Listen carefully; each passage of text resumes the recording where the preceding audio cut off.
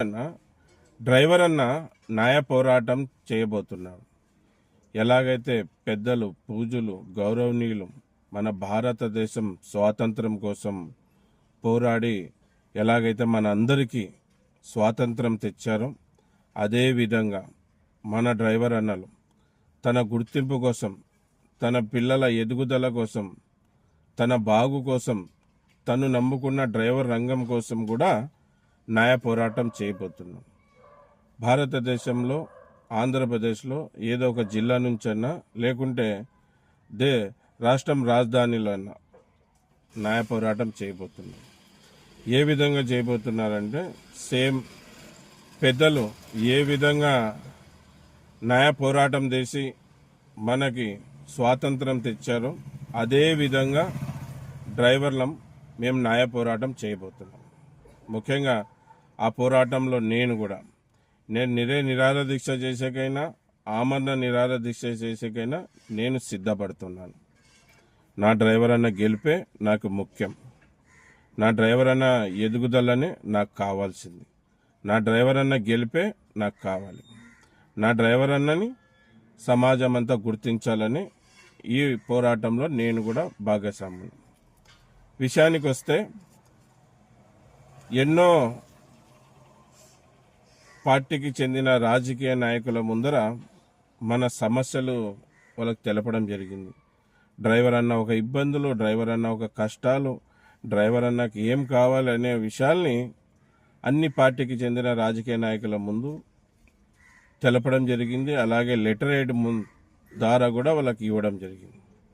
మళ్ళీ ఎన్నో పార్టీలు అధికారంలో వచ్చాయి, వాళ్ళ ప్రభుత్వం ఫామ్ చేశారే కానీ ఎవరు కూడా డ్రైవర్లని పట్టించుకోలేదు. డ్రైవర్కి ఇది అంటూ చేయలేదు. ఎవరు ఏం చేయలేదు. ఏ పార్టీకి చెందిన రాజకీయ నాయకులు కూడా డ్రైవర్లకంటూ ఏం చేయలేదు. డ్రైవర్లకు ఏం చేయలేదు కనుకనే డ్రైవర్ న్యాయ పోరాటానికి దిగుతున్నారు.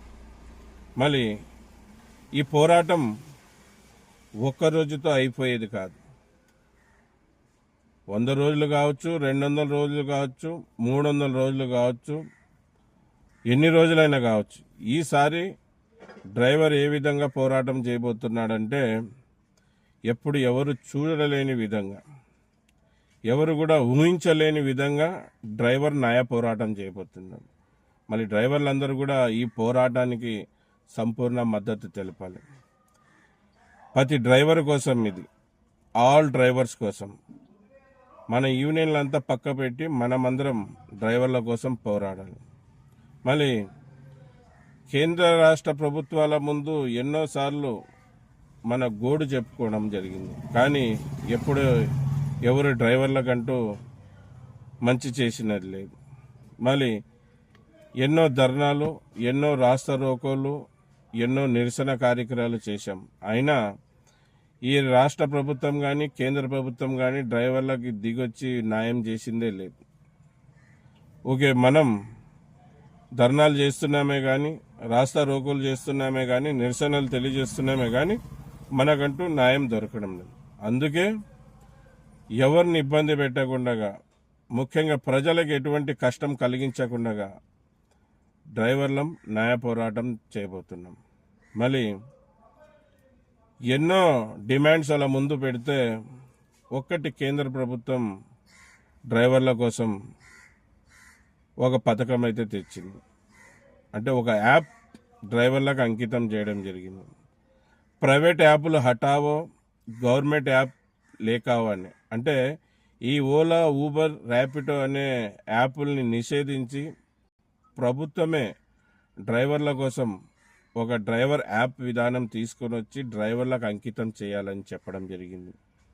ఎన్నో స్టేట్లలో ధర్నాలు చేయడం జరిగింది. ఈ ప్రైవేట్ యాప్లను నిషేధించండి, ప్రభుత్వమే ఒక యాప్ డ్రైవర్కి తెచ్చి ఇచ్చి డ్రైవర్లకు అంకితం చేయాలని చెప్పడం జరిగింది. మళ్ళీ ఎన్ని రోజుల తర్వాతనో ఇప్పుడు కేంద్ర ప్రభుత్వం మన గోడిని భారత్ ట్యాక్సీ అని తీసుకురావడం జరిగింది. భారత్ ట్యాక్సీ అని తీసుకొని వచ్చి ఇప్పుడు ఢిల్లీలో లాంచ్ చేయడం జరిగింది. డ్రైవర్లకి ఎటువంటి కమిషన్ లేకుండా 0 కమిషన్తో ఇప్పుడు ఢిల్లీ మన దేశ రాజధానిలో భారత్ ట్యాక్సీ చాలా బాగా తిరగడం జరుగుతుంది. డ్రైవర్లకు కూడా చాలా ఉపయోగకరంగా ఉంది. డ్రైవర్లకు కూడా మంచి లాభాలు ఆ భారత్ ట్యాక్సీ ద్వారా వస్తున్నాయని విషయం తెలిసింది. మళ్ళీ కేంద్ర ప్రభుత్వానికి, ముఖ్యంగా బీజేపీ పార్టీకి కృతజ్ఞతలు, ధన్యవాదాలు తెలియజేసుకుంటున్నాం. అలాగే మావి చాలా డిమాండ్స్ ఉన్నాయి. ఈ యాప్లో కూడా కొన్ని మార్పులు చేర్పులు చేయాలి. మీరు ఆటో డ్రైవర్ల గురించి ఆలోచించారు, ట్యాక్సీ డ్రైవర్ల గురించి ఆలోచించారు. మళ్ళీ అలాగే మీరు గూడ్స్ వెహికల్స్ డ్రైవర్స్ గురించి కూడా ఆలోచించాల్సింది. కొద్దిగా మాది కూడా పొరపాటు ఉంది. మేము మీకు ఇచ్చిన మా డిమాండ్ లెటర్ ప్యాడ్లో ఎక్కడ మేము కూడా గూడ్స్ వెహికల్స్ల గురించి మెన్షన్ చేయలేదు. అందుకు మా గూడ్స్ వెహికల్ డ్రైవర్స్ అందరూ కూడా క్షమించాలి. మేము ఎంతసేపు అయినా ఆటో డ్రైవర్లని దృష్టిలో పెట్టుకొని, ట్యాక్సీ డ్రైవర్లను దృష్టిలో పెట్టుకొని ఈ ప్రైవేట్ యాప్లు హటావో, గవర్నమెంట్ ఒక యాప్ తీసుకురావాలని ప్రపోజల్ పెట్టాము. కానీ ఈ గూడ్స్ వెహికల్స్ కూడా ఒక యాప్లో ఒక భాగం చేసింటే బాగుండేదని ఇప్పుడు తెలుస్తుంది మాకు. కనుక దాంట్లో కొన్ని మార్పులు చేర్పులు చేసి డ్రైవర్ల కోసం, గూడ్స్ వెహికల్ డ్రైవర్ల కోసం మీరు దాంట్లో మార్పులు చేసి డ్రైవర్లని దాంట్లో భాగస్వాములు చేయాలని నేను ఈ వీడియో ద్వారా కోరుకుంటున్నాను. ఎందుకంటే ఈ గూడ్స్ వెహికల్స్ని కూడా ఈ ప్రైవేట్ యాప్ సంస్థలు మోసం చేస్తున్నాయి. మళ్ళీ వాళ్ళని కూడా కాపాడాల్సిన బాధ్యత మీ మీద ఉంది. వాళ్ళని కూడా ఆదుకోవాల్సిన బాధ్యత మీ మీద ఉంది. మళ్ళీ భారత్ ట్యాక్సీ అతి త్వరలో మన 2 తెలుగు రాష్ట్రాల్లో, మన సౌత్లో వస్తుంది. అందరూ కూడా భారత్ ట్యాక్సీని ఉపయోగించుకోండి. మన కోసం మన యాప్ వచ్చింది, అది మన యాప్ కనుక మనం దాన్ని ఉపయోగించుకోవాలి. రెండోది, ఇప్పుడు మేము న్యాయ పోరాటం ఎందుకు చేయబోతున్నామంటే ఒక 5-6 డిమాండ్స్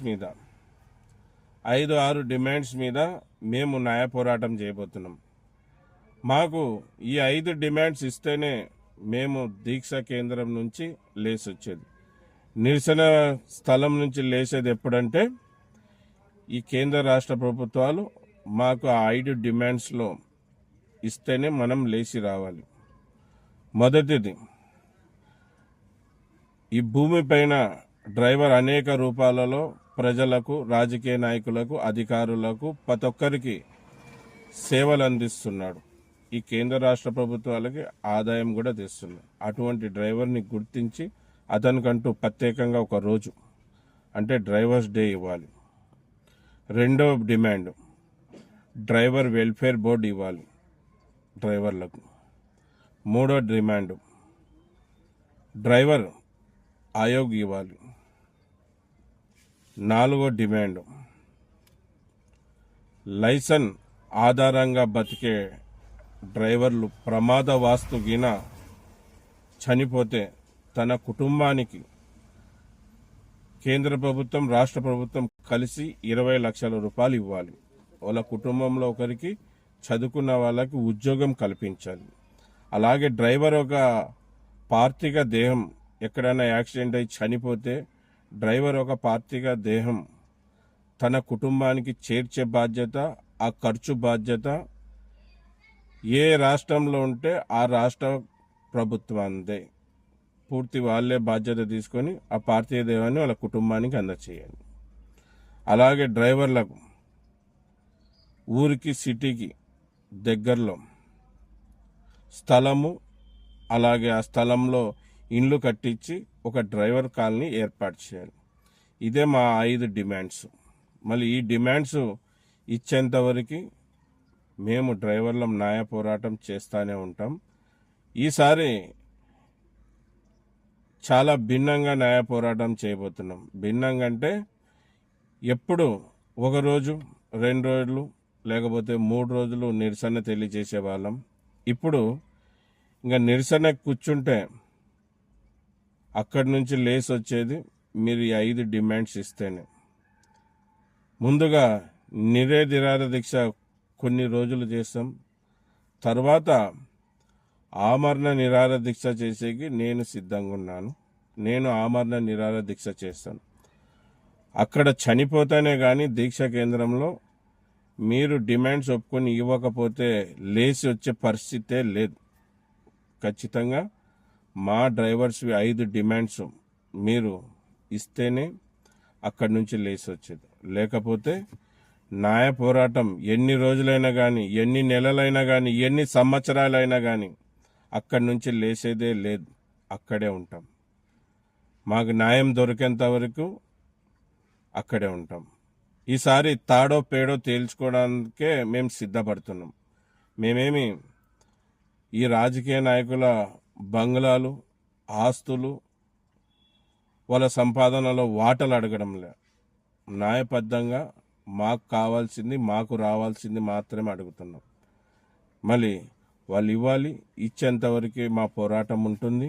డ్రైవర్ అన్నలారా, ఈ పోరాటం మన పిల్లల భవిష్యత్తు కోసం, ఈ పోరాటం మన ఎదుగుదల కోసం, ఈ పోరాటం మన కుటుంబం బాగు కోసం, ఈ పోరాటం మన రంగాన్ని కాపాడుకోవడం కోసం. కనుక ప్రతి డ్రైవర్ ఎప్పుడైతే డేట్ డిక్లేర్ చేస్తామో, అవకాశం ఉన్న వాళ్ళందరూ కూడా, మా హిందీలో అంటారు తన్ మన్ ధన్ సే సాథ్ దేనా అని, మీరు ఖచ్చితంగా వచ్చి సపోర్ట్ చేయాలి. ఎందుకంటే 1 రోజు 2 రోజులు కాదు ఈ న్యాయ పోరాటం, నెలలు కావచ్చు, సంవత్సరాలు కావచ్చు. మళ్ళీ దానికి ఖర్చు కూడా ఉంటుంది కదా. మళ్ళీ ఆ ఖర్చు గురించి కూడా ఆలోచించండి. ప్రతి ఒక్కరూ రావాలి, సపోర్ట్ చేయాలి, మద్దతుగా నిలబడాలని ఈ వీడియో ద్వారా కోరుకుంటున్నాను. అందరికీ నమస్తే, సలాం అలైకం, జై భీమ్, జై హింద్, జై డ్రైవర్, జై డ్రైవర్.